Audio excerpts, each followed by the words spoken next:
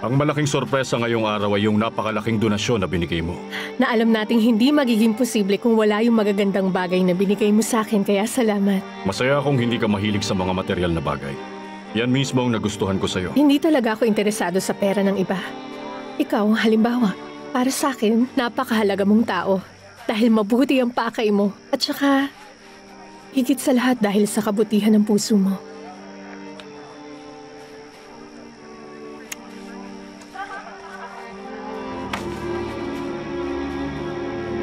Pakiusap po, mahal na Birhen. Pinagdarasal ko si Rosalinda. Gabayan niyo po ang anak ko at ituro niyo sa kanya ang tamang daan. Nang hindi mapuno ang puso niya ng sakit at paghihiganti. Tulungan niyo siyang magpatawad ng lubusan para mahanap niya ang kaligayahan.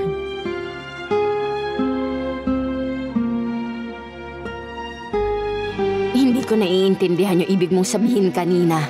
Naniloko at binigo ka na naman ulit ng anak ko. Nakita mo naman, pumunta siya sa bahay para sabihin sa akin na hindi raw niya kayang malayo sa akin.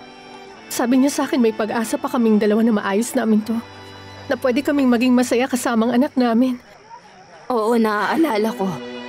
Kasama niya ako nung sinabi niya yun sa'yo. Pero bigla na lang niyang sinabing kalimutan ko na yun. Dahil hindi niya kayang iwan si Fedra. Pero siguro naman may dahilan siya kung bakit. Pinakinggan mo ba siya? Para saan pa? Desidido na siyang makipaghiwalay at manatili sa tabi ng asawa niya. Pero ngayon tapos na ang lahat. Hahanapin ko ulit ang sarili ko. At kahit kailan hindi na ako aasa pa sa tira-tirang pagmamahal na gusto niyang ibigay sa akin. Hindi na. Kahit kailan hindi na ako aasa pa sa tira-tirang pagmamahal na gusto niyang ibigay sa akin. Hindi na. Kailangan ko ang payo mo, kaya ako pumunta para sabihin sa iyo ang lahat. Ikaw naman, ano sa tingin mo? Alam kong gusto mong makamit ang hustisya.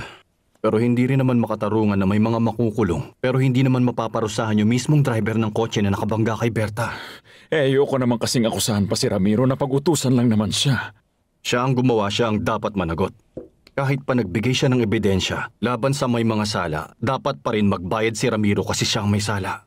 Parehong may sala ang pumatay sa baka at humawak sa paa nito.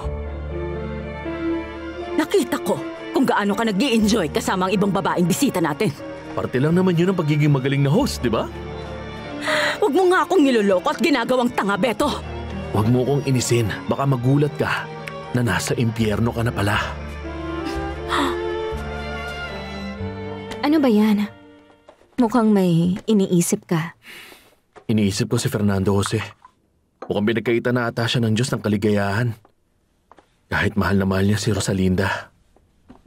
Siguro dahil sa anak na dinadala ni Fedra kaya hindi niya maiwan yung babaeng yon. Oh, ayun nga. Para sa akin unfair yon.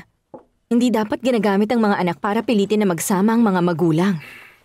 May iba pa kasing dahilan kung bakit hindi maiwan ni Fernando Jose si Fedra. Ano? Si Fedra, may taning na ang buhay niya. Huwag ka nang magreklamo. Nagtagumpay naman yung charity event natin. Mas marami tayong nakolekta kesa sa inaasahan. Oo nga.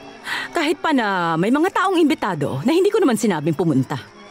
Kung si Rosalinda ang tinutukoy mo, baka nakakalimutan mo na ikaw na mismong nagsabi sa akin na dapat kong imbitahan sa charity event ang lahat ng taong gustong tumulong sa atin. At kita mo naman na tuwang-tuwa siya dahil tinawagan natin siya. Siyempre, no? Dahil pagkakataon niya yon para pahiyain ako at sinamantala niya. Bakit ba kasi galit na galit ka sa kanya? Naghiwalay naman na sila ni Fernando Jose. Alam mo, mas mabuti pang kalimutan mo na siya at hayaan mo mabuhay ng tahimik yung tao. Hindi. Hindi ako papayag. Hindi talaga.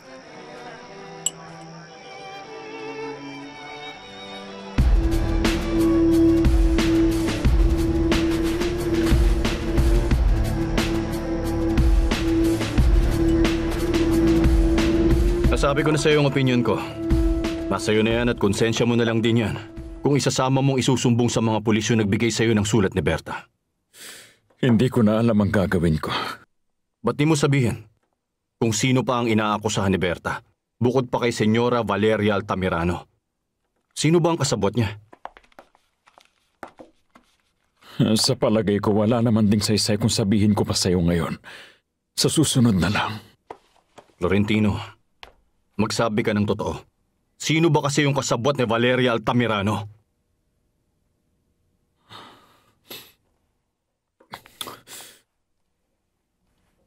Ang anak mong si Beto.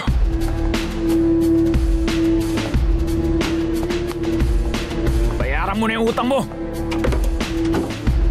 Di kita babayaran dahil buhay pa si Berta nung iniwan mo. Papatayin mo ako rito? Binabalaan lang kita na huwag ka mag-iingay. At mas lalo huwag ka magsusumbong sa mga pulis. Kasi pag ginawa mo yun, talagang tatapusin kita. Buti na lang nakabili na ako ng life insurance. May isang tao na may hawak ng ebidensya na kayong dalawa ni Valeria nagplano sa aksidente at pagkamatay ni Berta. Kapag may nangyari sa akin, sisiguraduhin ko sa inyo na isusumbong kayo ng taong yun sa mga pulis. Kaya magdesisyon ka kung papatayin mo pa ako.